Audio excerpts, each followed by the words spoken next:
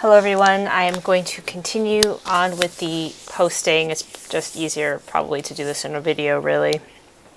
Showing you some simple debugging of a malicious macro to try and actually figure out what it's doing rather than just throwing it in a sandbox VM and letting it run. So if you remember from the previous video, we have successfully been able to actually now get access to the macros to be able to edit them. So we have our document, and again you can go back to the previous blog posting / video that I created if you're wondering how I got to this point. You don't want to enable macros just yet. So if you go to view macros, and again now we should be able to edit everything, we have two macros here, so it's good just to kind of see what's going on. So this first one basically says it's an auto open and then it's going to run this macro halt start. So this is basically saying when you open this document, enable macros, it's going to do auto open, which is then going to run halt start. So there's a bunch of different things you can do. The first thing you can do is simply just delete that one, and then that'll go away. And just to be on the safe side, you can change this to whatever you want. So say this is foo or anything like that. This way then it's not going to do anything. And you need to basically, when you want to run this, you're not going to be able to run this because you're going to get macros in this project are disabled. So you're going to have to enable macros. So basically we want to enable macros, but in such a manner that they're not going to auto run for us, right? We don't want to infect our machine. That being said, I do highly recommend running this in a VM environment, something without a network connection, not connected to any shares, and then also maybe having a snapshot. So just in case something does go wrong, or you set a breakpoint in the wrong place, and it goes a little bit farther than you want it to, you can then revert back without panicking. So so as you can see here, my macro name is now foo. Okay. So what I will do now is go back into my document, and now I can enable macros. So now this will allow me to go into the macros and now actually be able to debug them and run them. So this is the built-in Visual Basic editor for Windows for Office. So you can see here we have a bunch of different things going on here, and it's been a while since I've done Visual Basic for sure, but I start seeing things like this: form 1 text B3 text. So this tells me that somewhere there's a form, and within that form there is a field called text B3, and it's a text field, so we have to grab something from there. So actually if you look over here, you can go to form, and this is actually in the document itself. So this is obviously some bad code, obviously obfuscated in such a way, and that is probably what this module does, is we'll take whatever's in this text and do some deobfuscation.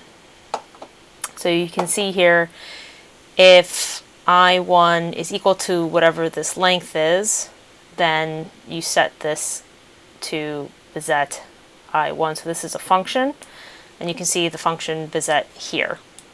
So now the question is, well, where should I be setting breakpoints? It's very easy to set breakpoints if you just click in this left field over here, this gray area. You should be able to set and unset breakpoints. So there's a bunch of different places you can do this,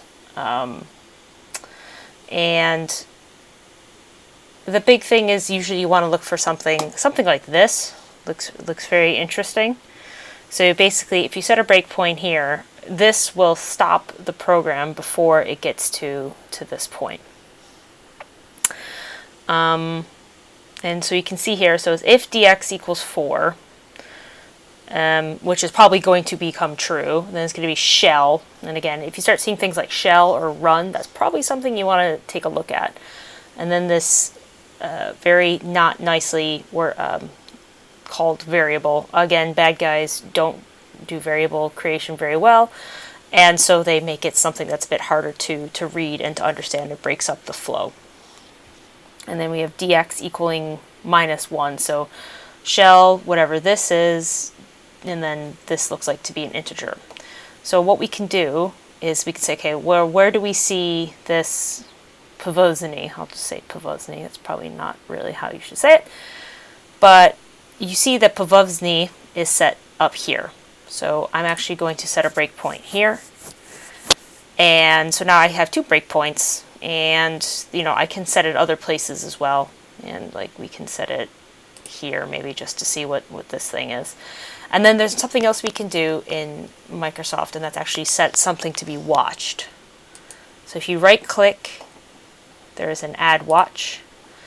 And you say, yes, I would like to, you can add the variable that you want here and in what context. So in what function and in what module. So you can say, just watch this.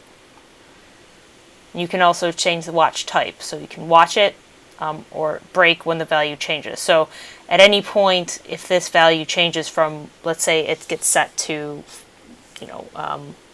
a command like explorer.exe. If at some point that variable explorer.exe gets changed to something like IE Explorer, then it'll break and it'll tell you. But we'll just do watch expression. Okay, so right now nothing is happening. It's out of context, so there's nothing. There's currently, excuse me, nothing in povozny. So let's just watch dx as well, so we can. And again, this is just something. Add watch. There we go. If this is, you can set this in many different places. We can just set one here if we want, just to see how it goes. Okay, so we've set quite a few breakpoints here. So now let's just run this. Remember, you make sure that everything's disconnected and everything.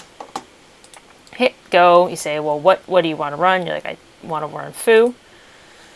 And you see here, it's stopped on our first breakpoint. So it says if I1, and you can see here, it now populates because now I1 has a variable, has a value assigned to it. So if I1 is equal to 4, and so we got that because this is figured out up here, right? So this is basically this document content is S1 here, and it's I2. So this is 1 plus 3, which is 4. So that's how that got gotten. And it says if this is true, it's going to then go to here, and we can also set another breakpoint. Else, it's going to show this form. So I probably don't think that's going to happen, but you can continue by either pressing F5 or pressing the set button. So you can see here, it was set to true. So now it's going to run bezet, this function bezet, with this I1. Okay. So now hit run, and now you can see we've now jumped into the bezet function, and now we have some things. And you can also see here that povozny now has, well, nothing in it, but it's been set now. It's not empty anymore, so it has double quotes. You can see here we have these 2 variables, E and E2, let's just put it that way, and these are the form values from up here. See, that's these 2 there. And, oh, I pressed, oh boy. Run it again, sorry. Hit run, okay. So these are the things that were in the form. Let's just take my word for it. So it's setting it to be this plus this. So it's basically one giant string. Okay, so the next place we're going to see a breakpoint. This is some loop here.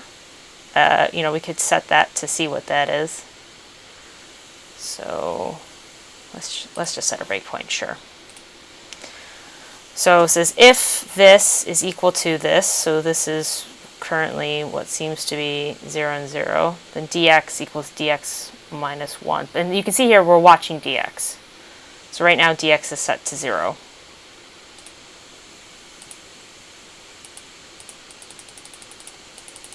Oh, so we jumped out of it.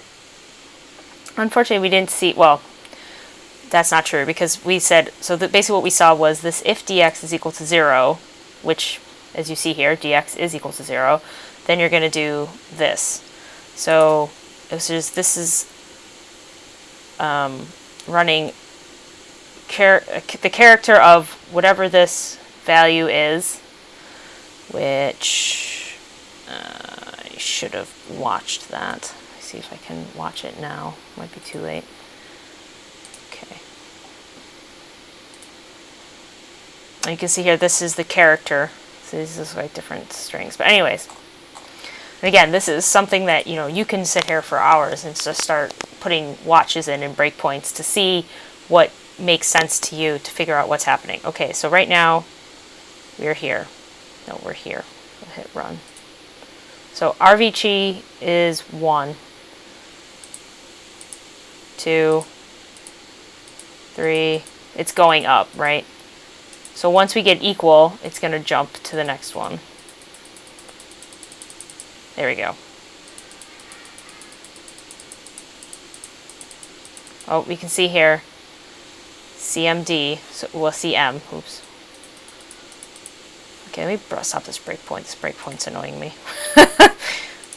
Okay, so we see MD. So we can see here that this loop is happening, right? So if this is this, go next. So if dx equals 0, then you're doing this, and then you're ending the if statement. So you can slowly see here that we're starting to see something very interesting happening, right? So our expression Povozny is now being filled in with this. Okay, so I'm actually going to now stop that breakpoint because I want to speed this up. So now I've to this last breakpoint. So this is saying, okay, now if I press next, it'll actually run whatever the value is in Povozny, which is actually this thing right here. So let me copy this, put it into Notepad. There we go. So you see here, Povozny is actually command/C PowerShell, new object system client, download this file from this location and put it into this place in temporary. So MEIFM, start process, MEIFM.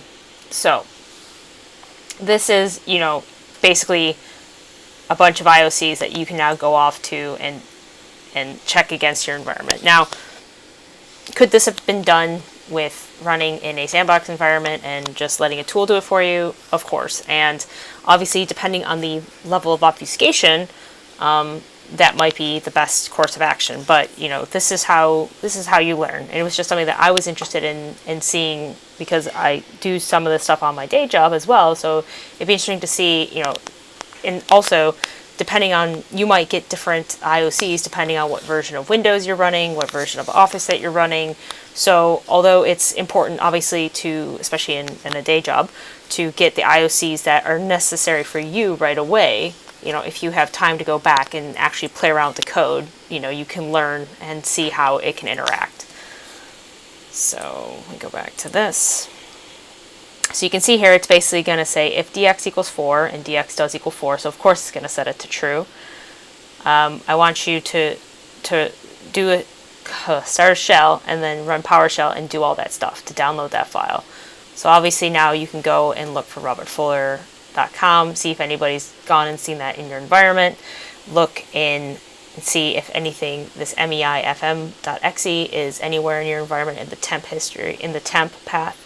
So plenty of things to do, but this is a simple way of showing you how to set breakpoints and then run the command and then step through things to then see, and then creating watches so then you can see actually what's happening in the Visual Basic script. So I hope you guys enjoyed this video, and I apologize if it seems a bit, you know, wonky, but again, you know, I highly recommend you play with it yourself, set as many or as little breakpoints as you want to see exactly what is happening in this document. So I hope you guys enjoy, and I'll talk to you again hopefully soon. Goodbye.